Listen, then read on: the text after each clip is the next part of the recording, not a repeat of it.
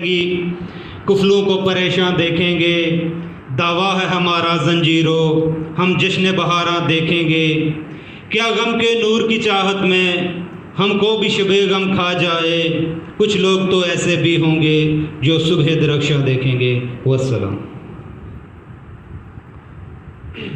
بہت شکریہ جناب مرزا صاحب، میں پیچھے سے یہ شعر یاد کر کے آیا تھا اور آپ نے جو ہے وہ پڑھ دیا۔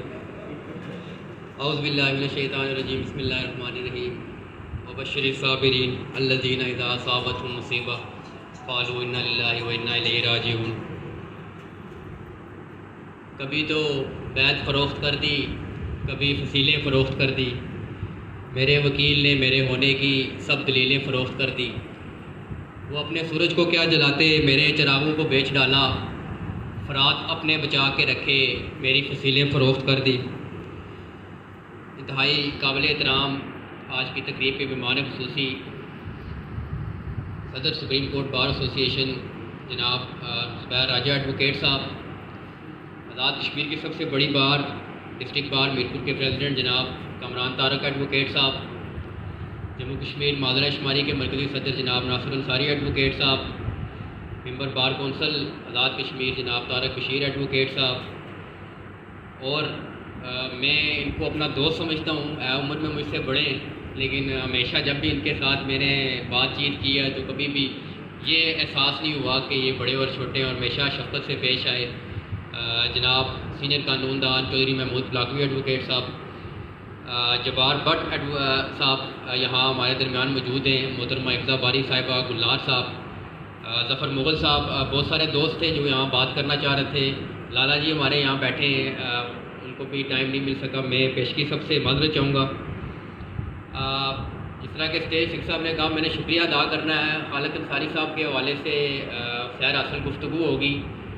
مجھے 2009 کے بعد میں اس وقت ابھی کالج سے فارغ ہوا تھا، تو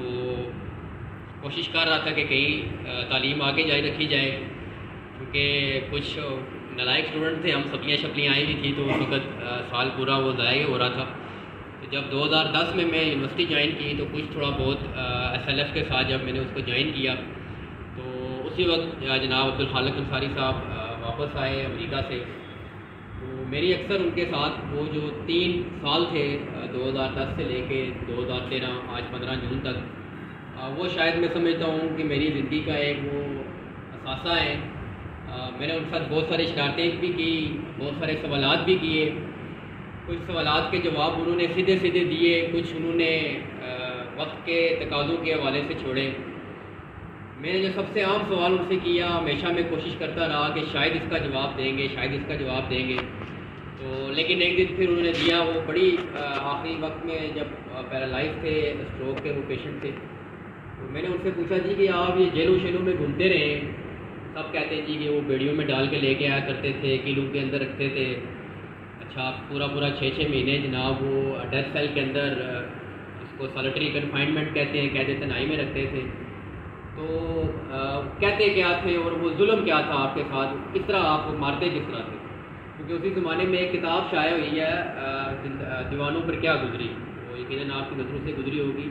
جو گگا آئی جیکر تھے 6 ان کے مین، ان کے تمام جو اسٹیٹمنٹ تھے اس کے اندر وہ موجود ہیں۔ عبدالخالق انصاری صاحب کا اپنی اسٹیٹمنٹ جو ہے وہ آتش چنار کے نام سے جو ہے وہ اس کا حصہ ہے۔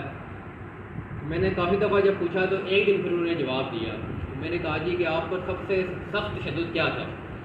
انہوں نے کہا سخت تشدد میں آپ کو نہیں بتاؤں گا چونکہ آپ بچے ہیں، شاید آپ ڈر ہی نہ جائیں، تو میں نے کہا چلے آپ یہ بتا دیں کہ سب سے کم ترین تشدد کیا تھا؟ تو وہ کہتے تھے کہ جب سب سے کم ترین تشدد اس زمانے میں ہمیں یہی محسوس ہوتا تھا کہ وہ بیرک کے اندر ہاتھ باندھ کے کھڑا کر دیا کرتے تھے، اور جو بھی غلاظت ہے، میں وہ غلاظت یہاں استعمال نہیں کر سکتا لفظ، اس غلاظت کی ٹوکری جو ہے وہ ہمارے چہروں کے قریب آ کے باندھ دی جاتی تھی۔ تو یہ بتایا انہوں نے کہ یہ جو ٹارچر کا جو سب سے لوسٹ لیول ہمیں فیل کیا کرتے تھے، اور پھر ہنس کے انہوں نے کہا کہ وہ آدھے پونے گھنٹے کے بعد وہ جو اسمیل ہے وہ دماغ میں چڑھ جایا کرتی تھی، پھر ہم دماغ سن ہو جایا کرتے۔ تو میں یہ سن کے ڈر گیا تھا، اور بعد میں پھر بہرحال اللہ تعالیٰ ان کو غریق رحمت کرے، انہوں نے جس طرح کے ٹارچر برداشت کیے، وہ دیوانوں پہ کیا گزری ہے وہ آپ پڑھیں گے تو آپ کو پتہ چل جائے گا کہ وہی انگریزوں کے وہ حکومت خانوں کے اندر وہ رسائی قلعے کے اندر جو آزادی پسندوں کے ساتھ جو گزرتا ہے وہ گزارا انہوں نے، لیکن ہمیشہ چہرہ مسکراتا رہا،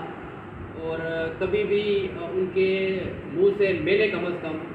یقیناً یہاں جتنے بھی لوگ ان کے ساتھ زیادہ وقت گزارا انہوں نے یہ نہیں سنا ہوگا کہ عبدالخالق انصاری نے کسی مایوسی کا اظہار کیا۔ بات ہوتی ہے لوگ تھوڑے ہیں لوگ زیادہ ہیں، اس حوالے سے میں یہی بات کروں گا کہ ہمارے قریب ایک تاریخ گزری ہے بر صغیر کی آزادی کی۔ ہم مسلمانوں کی درجن بھر جماعتیں تھیں، درجن بھر فرقے تھے، لیکن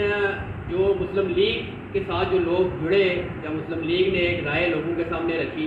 تو لوگ اس کے ساتھ جڑ گئے۔ اس طرح ہندوؤں کی بے شمار جماعتیں تھیں، RSS کے نام سے ایک پرانی جماعت تھی، کانگریس تھی، اور بے شمار گروپس تھے، لیکن آل انڈیا نیشنل کانگریس کے ساتھ جو لوگ جڑے، جو لیڈرشپ تھی،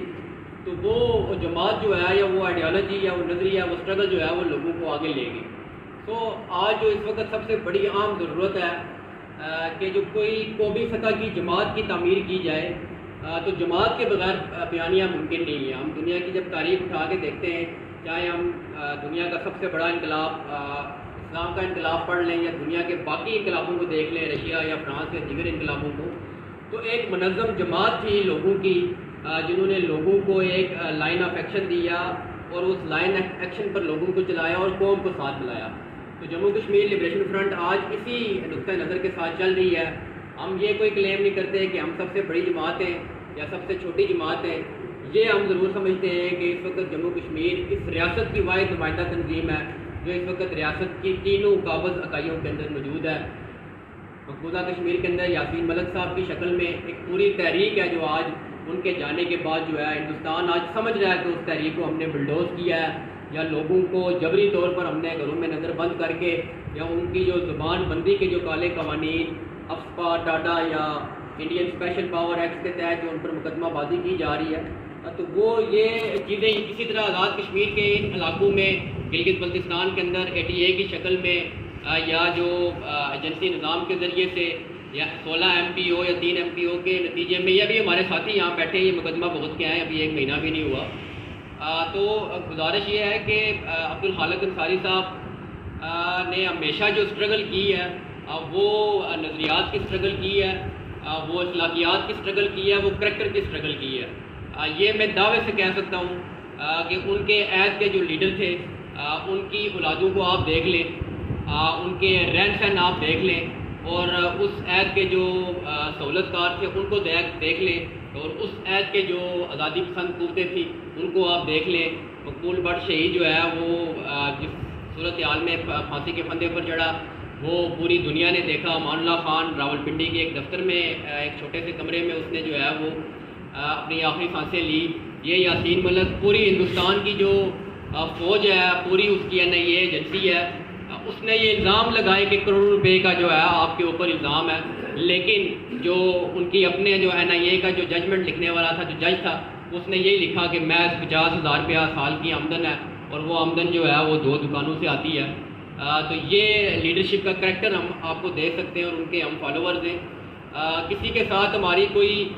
جنگ نہیں ہے، لڑائی نہیں ہے، ہمیں آپ دشمن نہ سمجھیں، ہم کسی کے دشمن نہیں ہیں۔ ہم یہ دعوے سے کہتے ہیں کہ 75 سالوں میں کوئی ایک کشمیری آپ بتا دیں کہ جس نے ہندوستان کو توڑنے کی سازش کے اندر جو ہے وہ بات کی ہو، یا پاکستان کے اندر جو پچھلے 15-20 سالوں میں جو یہ سوسائڈ اٹیکس ہوئے، کوئی ایک کشمیری بتا دیں ہمیں ریاست پاکستان کہ اس کے اندر کوئی کشمیری شامل ہوا ہو۔ ہم نے ہمیشہ جب بات کی ہے، اپنی آزادی کی بات کی ہے، ہم نہ پاکستان کی جغرافیائی سرحدوں کے خلاف ہیں، نہ ہندوستان کی جغرافیائی سرحدوں کے خلاف ہیں، ہم آپ دونوں کے خیر خواہ ہیں۔ بالخصوص ہم پاکستان کو ہمیشہ کہتے ہیں کہ ہم آپ کے خیر خواہ ضرور ہیں، لیکن وفاداری ہم اپنی ماں کے ساتھ کریں گے۔ ہمیں یہی سبق اللہ تعالیٰ نے دیا ہے، اور اگر ہم اپنی ماں کے ساتھ وفاداری نہیں کر سکتے تو میں سمجھتا ہوں کہ ہم پھر کسی کے بھی وفادار نہیں ہو سکتے۔ تو پہلی وفاداری کا جو ثبوت ہے وہ ہم نے اپنی دھرتی ماں کے ساتھ دینا ہے۔ اور اس کے علاوہ جو بات یہاں رکھی گئی مختصر کروں گا چونکہ کافی لمبی بات ہوگی۔ میں اپنی اس جو یہ تمام ہمارے سینئر ہیں، میں بہت جونیئر ہوں انہیں باپ سے، لیکن یہ ہے کہ جماعت کا ایک پروٹوکول ہے کہ اس کا جو شکریہ ادا کرنا، جو اپنے خیالات کا جو اظہار ہے وہ کرنا. لیکن میں تمام اپنے جو لیڈرشپ ہے یہاں ہماری تمام وکلاء بیٹھے ہوئے، مسئلہ ہمارا قانونی ہے اور اس قانونی مسئلے کو جو ہے وہ ہمیں دو طرفہ ڈسپیوٹڈ ٹیریٹری کے نام پر اور وسائل لوٹنے کے مختلف طریقوں کے نام پر بنایا ہوا ہے.